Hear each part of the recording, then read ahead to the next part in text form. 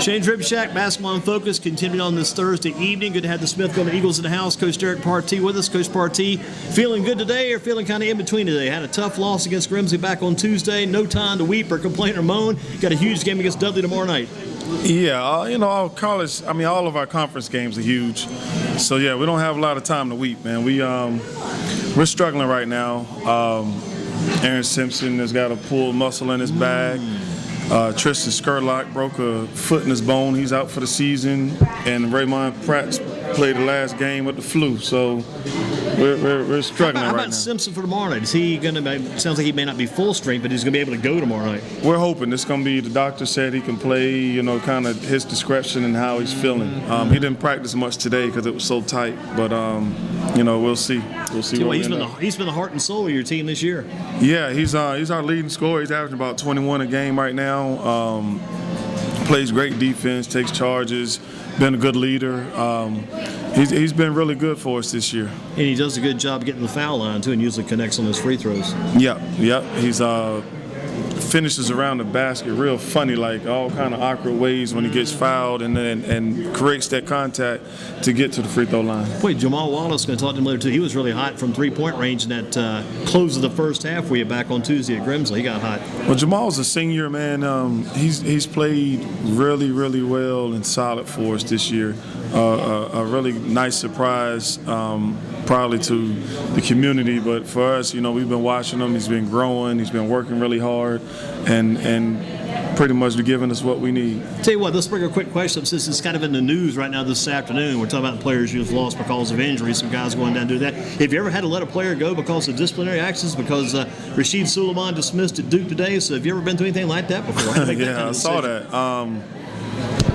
I didn't read too much about the article, but you try. One thing about it with basketball, you get to pick your team. Yeah.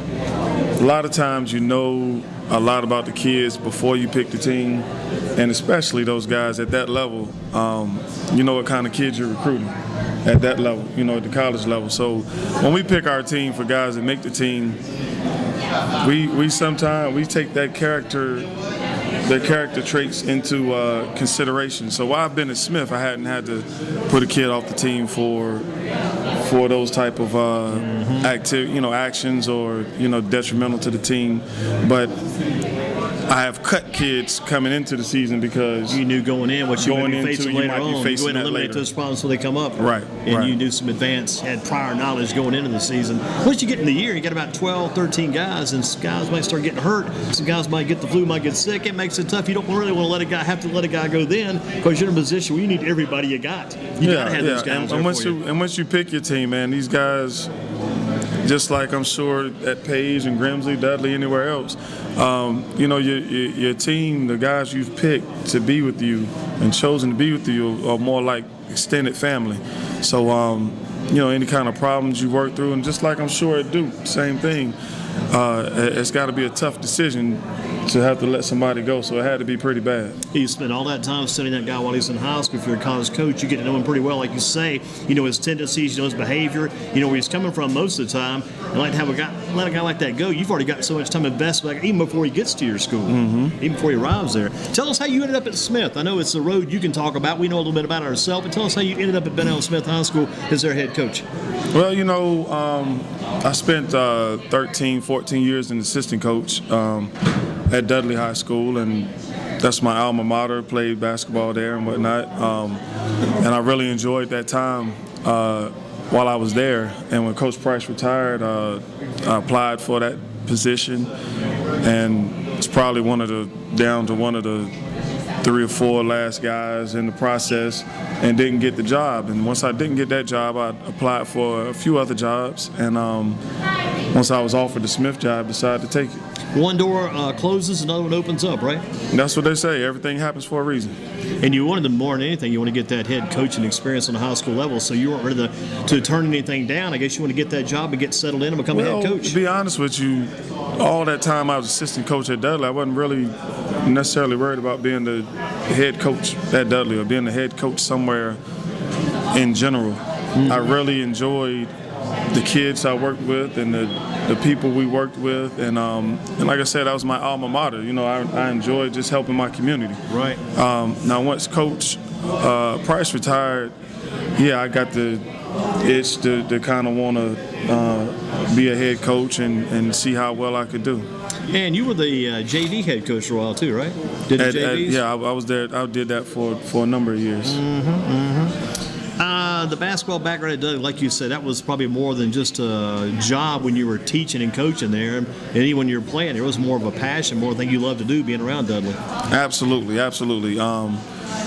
was a special time that we had, and you look back on it now, and we had some really good teams, man. I think in the 13, 14 years I coached, I think we won our conference 11 or 12 times. We went to a regional 10 years in a row, a couple state championship appearances, 4 actually, 2 wins.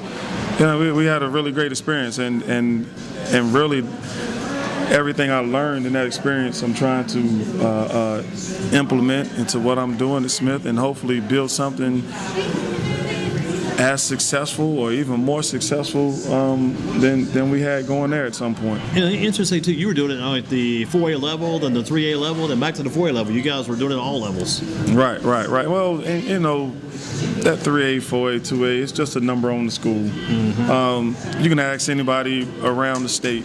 Winston-Salem Prep is 1A, and that's one of the best teams you're ever going to see play, regardless of class. And it seemed like Kinston, they've been 4A, they've been 3A, they've been all the way down to 2A. And they're down to 2A, and you see, and they got the best player in the state on their team. Kid made the McDonald's All-American team. Right, yeah. So, just to put a letter on that class, it doesn't matter. From year to year, one team is better than the next. One level is better than the next. You never know what you're going to get.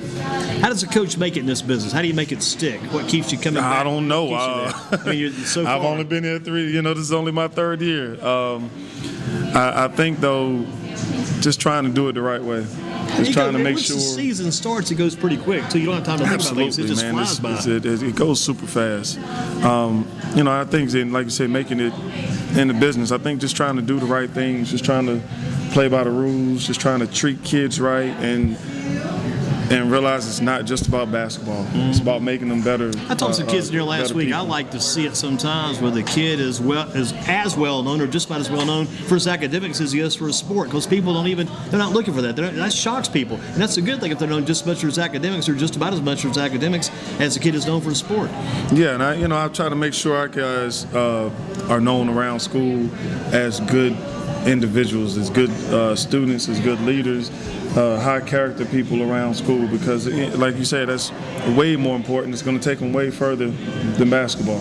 What about your career goals as a coach? Got some career goals? Right now, my career goal is to make Smith basketball program the best basketball program around, not just the city, in the state. And that's why my focus is right now.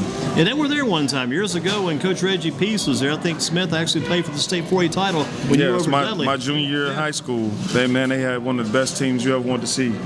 And Clavon Ingram was on there. Clavon reminds me about that too. All the time, right? Yeah, he's a good guy. Yeah, it reminds me too. Yes, sir. I remind him we got a ring, and they don't. You got it, 96. I know.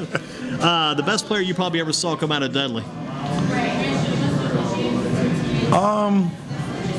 All around player, probably Vincent Witt. Best high school player is just dominated high school level, Eric Hicks. Yeah, well, he was a man child, huh?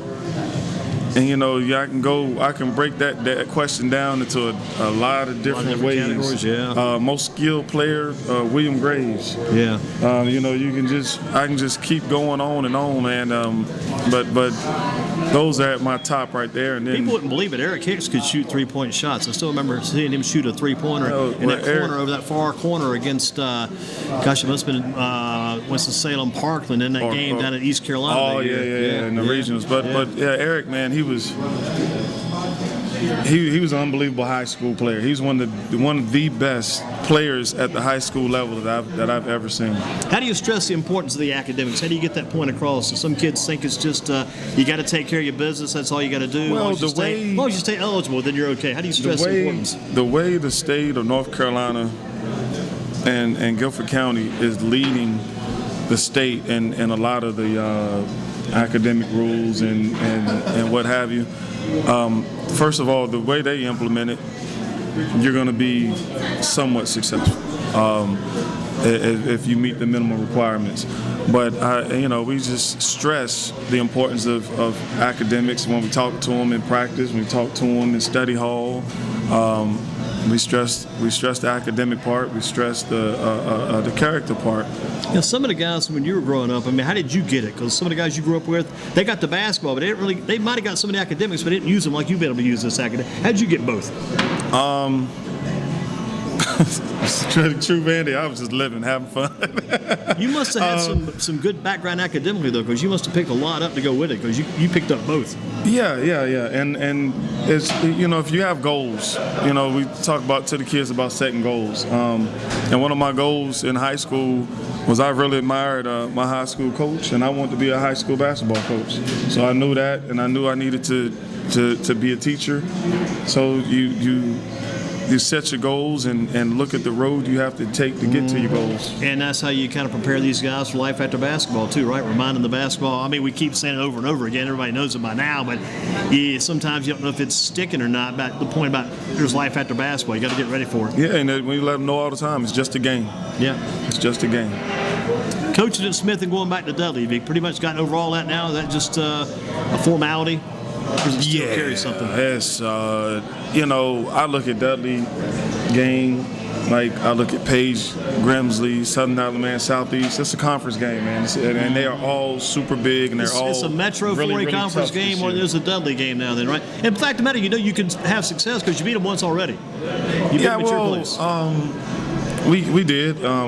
We lucked up, and it was a really tough game. You guys had a good lead, and Dudley definitely made that run. Even without Hooker, when Hooker went out with foul trouble, they still kind of hung in. Yeah, they had kids, man. The McCain kid and Seagraves, those kids were knocking down threes all over the place. And the Gilmore kid got pretty tough inside. The Hopkins kid, he's a good three-point shooter down too. This Josh Hopkins. Yeah. He played. He's been a good shooter, man. He played middle school ball on the same team as my little nephew, and so I watched him. Will Partee, the famous little Will. Gotcha.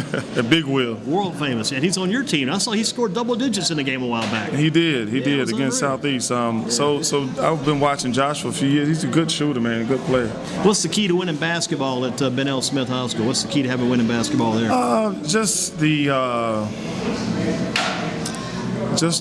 work ethic that it's going to take to be good, and understanding how to be a winner. I think we're getting there. Mm-hmm. I think we're getting there.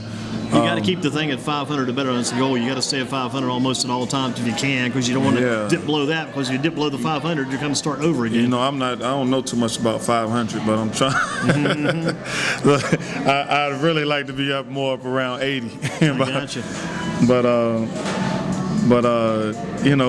Just the concept of what it takes to win. And we got some really good young guys in our program. Even though we got 6 seniors this year, we got some really good young guys in our program that I think can take us to the next level, man. We got 2 freshmen on the varsity team, Jalen and Jacob, and Jalen Gainey and Jacob Crutchfield. Crutchfield's brother played at Southeast last year. Yeah. They're going to be 2 really good players. And actually, if you think of our whole freshman class, man, we got some freshmen on JV that are really tough, and some good ones on the 9th grade team. We just think we're heading in a good direction. Give me this. You got to take a photo snapshot of your life in basketball. What would you see if you took a snapshot of your life in basketball? What would that snapshot have in it? Give me a snapshot photo of you of your life in basketball. Mine of you would be going back. I remember back years ago on one Sunday morning, I went down to Spring Valley Park. I think your dad was playing some ball down there one Sunday. I was probably down there too. You were down there too. I got the pickup game down there, and I had these Rockport shoes on. Just happened to slip those shoes on. Just stopped to jump in the game, made several shots, and said I better make a few more in this game. I better get out of here before they realize I can't make all these shots. But I remember it was good to see you guys in that outdoor environment. Snapshot too. You probably be going back to 1996, that noon game against Richmond County in the Dean Dome. That's always a snapshot. You don't forget that either. What's your snapshot? You think about the photo snapshot of your basketball life? Well, since I spent so many years at Dudley, that's definitely got to be a big influence on it. I would see, like you said, those outdoor courts. I tell these young guys, they play at all these Ys and stuff all the time now. How we played, man, we ride our bike from neighborhood to neighborhood and play ball against, older guys. And like I said, go back to my high school days, we really had a good time playing basketball. The guys we played with, they love ball so much. I thought I loved ball. And when I got to college, my high school teammate, Jermaine Price, he was a college teammate too. And I walked in the room one night and he was in there asleep with the basketball in his hands. Wow. I said, oh no, he loves ball. He's living with it. That's right. That's right. So, and just watching, these kids and the snapshot of watching these kids grow up from little guys, man, like, Jalen Seegers over at Page, and watching them grow up and work on their game and become great high school, college basketball players. I would see all of those things in the snapshot of me. I would see a lot of other people in the picture. Well, listen, let's let you take the photograph and share it with some guys on your team. Let's bring Aaron Simpson in next, Coach. Appreciate you.